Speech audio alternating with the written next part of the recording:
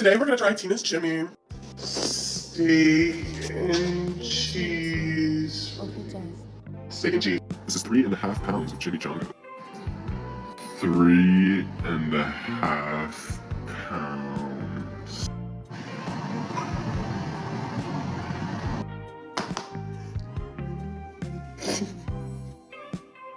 Time for the picture versus reality comparison. The picture. So good.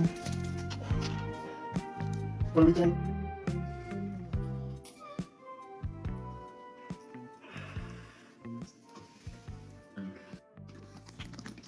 I do think it's really good, right? What do you think? So good. My rating is an 8 out of 10. I'd say 7.5.